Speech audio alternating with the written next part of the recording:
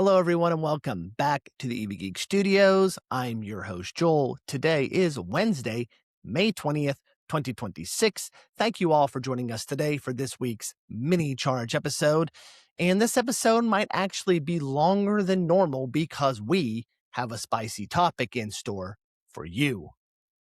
We're going to head to Washington, D.C., where Capitol Hill has dropped a massive bombshell that is sending shockwaves to the automotive world. A brand new transportation funding bill has just been introduced in the U.S. House of Representatives. And tucked right inside is a proposal that has environmental groups furious, EV drivers groaning, and fiscal conservatives saying it's about time. Here's the headline. Congress wants to slap electric vehicle drivers with a flat $130 annual federal road use fee. And this is just the starting line. Under the text of this newly unveiled House bill, this fee would not just be a one-time flat tax that stays static. Starting in 2029, if passed, this $130 fee would automatically increase by $5 every 2 years, climbing its way up to a permanent cap of $150 a year. Now, on the surface, the logic sounds simple, right? Everyone needs to pay their fair share to maintain the roads. I totally agree with this. We've heard that line for years. But when you pull back the curtain and actually run the numbers, the math gets messy very quickly. In fact, advocacy groups are already slamming the proposal, calling it an unfair, punitive tax that actually penalizes people for trying to do the right thing for the environment. So in today's episode, we're going to dissect this breaking news piece by piece. We'll look at the history of the federal gas tax, why the Highway Trust Fund is practically running on fumes, how state-level EV taxes are already double dipping into your wallet, and what this means for the actual cost of owning a car in America. Let's dive in.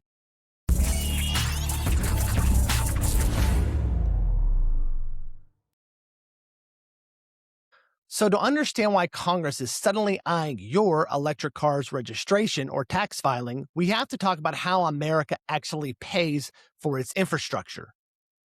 Every time you pull up to a traditional gas pump and squeeze the trigger, you aren't just paying for the crude oil, the refining, and the gas station profit margin. You're paying taxes.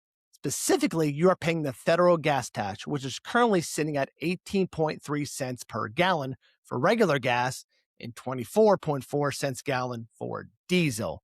Now, recently there have been talks to suspend this tax because of the unrest over in the Middle East, but those are the numbers that are in place. This money goes straight into something called the Highway Trust Fund. It's the federal pot of money used to repair interstate highways, fill potholes, fix crumbling bridges, and lay down new asphalt from coast to coast. Now, here is the catch, and it is a massive one. The federal gas tax has not been raised a single penny since 1993. Let that sink in for a moment. For over 30 years, through multiple presidencies, massive inflation, economic booms, and recessions, the federal gas tax has remained completely frozen at 18.3 cents a gallon. Think about what things cost in 1993 versus what they cost today in 2026. The cost of raw concrete, steel, heavy construction equipment, and labor has skyrocketed. But the revenue coming in per gallon of gas has stayed exactly the same. To make matters worse for the Highway Trust Fund, cars have gotten incredibly efficient over the last 3 decades. Back in the 90s, if you got 20 miles to the gallon in a standard sedan, you were doing all right. Today, internal combustion engine vehicles regularly get 30, 40, even 50 miles per gallon if they're hybrids. That means people are buying less gas to drive the same distance, which means they're paying less into the Highway Trust Fund, even though they are using the roads just as much. And then came the electric vehicle revolution. Because an EV doesn't use a drop of gasoline, an EV driver never stands at a pump paying that 18.3 cents a gallon. They bypass the system entirely. Lawmakers look at the growing number of Tesla, Rivians, and other EVs on the road today, and they see a shrinking pool of tax dollars. They see a mathematical problem. In their eyes, EVs are using the roads, breaking down the asphalt due to their weight, but contributing exactly $0 to the federal fund meant to fix them. So, this new House bill is a direct attempt to plug that leaking bucket. The proponents of the bill argue that a $130 annual fee is a perfectly reasonable way to make sure that electric vehicle owners finally chip in for the infrastructure they utilize every day. But is $130 actually a fair number? Like, where did this number come from? Let's put on our analyst hats and look at the real math, because this is where the arguments for the bill begin to completely unravel. Now, fortunately, organizations like Consumer Reports have actually run the numbers. And according to their research, an average American driving a standard gas-powered car pays between $70 to $90 annually in federal gas taxes. Let me repeat that. $70 to $90 for a person driving a gas car that pays federal gas taxes. So if the average car driver is contributing around $80 a year to the Federal Highway Trust Fund, why on earth is Congress proposing a baseline fee of $130 a year for electric vehicles? That is nearly double what a gas car driver pays. And remember, the bill dictates that it will scale up to $150 by the mid-2030s. If the goal of this legislation is truly to make EV drivers pay their fair share, then the fee should theoretically match what drivers pay for their gas cars. Instead, Congress is looking to charge EV owners a massive premium. And it gets worse when you look at how flat fees work. A flat fee is fundamentally a blind instrument. It doesn't care who you are, where you live, or how you use your vehicle. Think about a senior citizen who buys a Chevy Bolt or a Nissan Leaf just to drive to the grocery store, visit local doctors, and drive around town. They might only put 3,000 or 4,000 miles on their car in an entire year. If they were driving an older, small gas car, they would only be paying roughly $30 to $40 a year in federal gas taxes because they rarely fill up. But under the new proposed House bill, that retired senior citizen would be handed a mandatory bill for $130. Now, on the flip side, you could have a commercial delivery driver or a long-distance commuter driving 50,000 miles a year in a gas-powered heavy SUV, putting immense wear and tear on the highways. And they might still end up paying less than or roughly equal to that flat EV fee, depending on their fuel efficiency. This is why nonprofit consumer advocacy groups and EV organizations are stepping up to slam this bill. They're pointing out that a flat fee completely destroys the historical model of the gas tax, which is inherently a pay-as-you-go user fee. With the gas tax, the more you drive, the more gas you buy, the more taxes you pay. Simple as that. It naturally scales with your actual usage of the road. A flat fee completely abandons that equity. It penalizes the low mileage driver and gives pass to the high mileage EV driver, all while overcharging EV owners across the board compared to the national average for gas cars. Critics are pointing out that this looks less like an infrastructure solution and more like a punitive tax, a financial penalty designed to discourage people from purchasing electric vehicles. Now, whenever you point out that $130 is significantly higher than the $70 to $90 the average gas driver pays in the federal gas taxes, defenders of the bill immediately point to vehicles' weight, and we've heard this in comments of our other vehicles. EVs just weigh more, so they should pay more. The argument goes something like this. Electric vehicles are incredibly heavy because of their massive lithium-ion battery packs. Because they weigh so much more than traditional cars, they cause way more damage to our roads and bridges. Therefore, they should pay higher fees to offset that damage. It sounds plausible, right? Heavy things crush roads, batteries are heavy, case closed. Well, not exactly. Let's look at the actual automotive curb weights reported by outlets like Motor Trend to see if this argument holds water, or if it's just a convenient talking point. First, let's look at what the average EV actually weighs. The average electric vehicle on the market today weighs right around 5,000 pounds. Yes, that is heavier than a compact Civic, which weighs around 3,000 pounds. But let's look at what the best selling vehicles in America actually are. Americans love large vehicles. We love full size trucks and massive 3-row SUVs. The single best selling vehicle line in the United States year after year is the Ford F 150. A standard gas powered Ford F 150 has a curb weight that ranges anywhere from 4,000 to 5,000 pounds, depending on the cab configuration and trim levels. Let's look at a family favorite, the gas powered Chevy Suburban.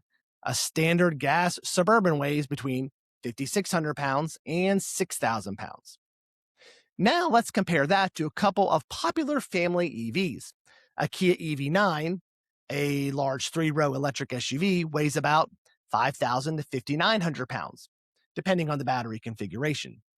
That means a massive all-electric 3-row SUV actually weighs less than or equal to a standard gas-powered Chevy Suburban. Even a Rivian R1S, which is known for being a hefty vehicle, tops out at around 7,000 pounds, putting it right in line with heavy-duty gas trucks that are currently dominating American highways. And what about those smaller cars? Chevy Bolt weighs about 3,600 pounds. This is only about 1 to 200 pounds heavier than a standard gas-powered Honda Accord or Toyota Camry. So the narrative that every EV is a rolling tank that weighs twice as much as a gas car is fundamentally false. EVs are comparable in weight to the trucks and SUVs that tens of millions of Americans drive every single day. Furthermore, civil engineers will tell you that the vast majority of wear and tear on our highway system does not come from passenger vehicles at all. It doesn't matter if it's a 3,000-pound sedan, a 5,000-pound EV, or a 6,000-pound truck. The real damage to roads is caused by commercial semi-trucks, 18-wheelers, and heavy freight vehicles that weigh up to 80,000 pounds. The mathematical relationship between vehicle weight and road damage is exponential. A single fully loaded tractor trailer causes more damage to a road than thousands of passenger cars combined. So trying to justify a $130 flat fee on passenger EVs by claiming it's saving the road from excessive weight damage doesn't align with engineering reality. If Congress actually cared about vehicle weight damaging infrastructure, they would pass a weight-based tax that applies to all vehicles, regardless of what's under the hood. They would tax a 6,000-pound gas Cadillac Escalade the same way they would tax a 6,000-pound electric vehicle. But they aren't doing that. This bill singles out the powertrain, not the weight. And that brings us to the biggest pain point for current EV owners, the issue of double dipping, because the federal government isn't the only one trying to get a piece of the pie. If this federal bill passes, it won't be the only extra fee EV drivers have to pay, and most people don't realize that. In fact, for most electric car owners, it will be the second or even third penalty they face just for driving an emission-free vehicle. As of 2026, the vast majority of U.S. states have already taken matters into their own hands because state governments also rely on local gas taxes to fund state highways. They noticed the EV transition early on and rushed to pass state-level EV registration fees. Let's look at the map of what states are currently charging EV drivers annually just to renew their registrations. If you live in Texas or Ohio, you're already paying a mandatory $200 annual fee just for owning an EV. If you live in Alabama or Arkansas, it's $200. If you live in Georgia, it's over $214. If you live in Illinois, you're hit with a whopping $251 every single year. Out east in Pennsylvania, the state recently updated its laws. EV drivers there are paying $250 a year in 2026, and that number is tied to inflation moving forward. And the current record holder is the state of Washington, where EV owners face an annual fee of $225. Let's trace the math for a driver living in a state like Illinois or Pennsylvania. Right now, you pay $250 a year to your state government to compensate for the fact that you don't buy gas. If this new federal House bill passes, you will have to tack on an additional $130 on top of that. That means for an EV driver, could easily find themselves paying $400 a year in pure, flat, unavoidable road use taxes. Compare that to a neighbor who drives a highly efficient hybrid gas car in the same state. That hybrid driver might only pay $40 to $50 a year in state gas taxes and another $70 in federal gas taxes. They are using the exact same roads, driving the exact same distance, but paying a fraction of the cost. This is what policy analysts called the double dipping trap, or a regressive taxation problem. And think about the mixed messaging coming out of Washington, D.C. right now. Over the last few years, the federal government has spent billions of dollars in taxpayer money trying to convince Americans to buy electric cars. We had the federal EV tax credit, which offered up to $7,500 off the purchase of a car and $4,000 off a used EV. That money is gone. So on one hand, the federal government was handing you a $7,500 check, begging you to transition away from fossil fuels. But on the other hand now, the House of Representatives is now trying to introduce a bill that penalizes you for making that exact choice by charging you double the standard rate in annual highway taxes. It is a classic case of the government's left hand completely fighting its right hand. It creates a massive financial counter incentive that could stall EV adoption right at the time when automakers are investing hundreds of billions of dollars to scale up production. If we accept the fact that the Highway Trust Fund is in trouble, and it is because infrastructure is generally crumbling and gas tax revenues are dropping, how do we fix it fairly without killing the electric car market? Many transportation experts, including those interviewed by USA Today and Motor Trend, argue that the flat fee model needs to be tossed out completely. Instead, the future of infrastructure funding should belong to VMT taxes. Vehicle miles travel taxes, or road usage charges. A VMT system replaces the gas tax with a true user fee. Under a VMT model, it doesn't matter if your car runs on gasoline, diesel, electricity, hydrogen, or synthetic fuel. It doesn't matter if it's a sedan or an SUV. You simply report your mileage during your annual inspection or via a source that secures a digital odometer reading, and you pay a tiny fraction of a cent for every mile you actually drove on public roads. If you drive 5,000 miles a year, you pay a small amount. If you drive 30,000 miles a year, you pay more. It is perfectly fair. It scales with actual road usage, and it eliminates the weight and fuel type argument entirely. Several states like Utah and Oregon have already launched voluntary pilot programs to test out the road usage charges, and they've shown real promise. But implementing a nationwide vehicle miles traveled tax requires a massive technological and administrative overhaul, not to mention navigating a minefield of privacy concerns from drivers who don't want the government tracking their mileage. Because a nationwide VMT is complicated, Congress is trying to take the easy way out. They're opting for a blunt, heavy-handed instrument, a flat $130 annual fee slapped exclusively on EV drivers. As this bill begins its journey through the legislative meat grinder of the House of Representatives here in 2026, it is facing immense pushback. EV advocacy groups, environmental coalitions, and consumer rights organizations are mobilizing to lobby against it, demanding that lawmakers reevaluate the math and lower the fee to a level that reflects true equity with gas vehicles, or abandon the flat fee altogether in favor of a better solution. We'll be watching this bill incredibly closely as it moves through committee debates, amendments, and potential votes. If you are an EV driver, this is a piece of legislation that will directly impact your household budget by the time 2029 rolls around. And it sets a dangerous precedent on how green technology is taxed in America.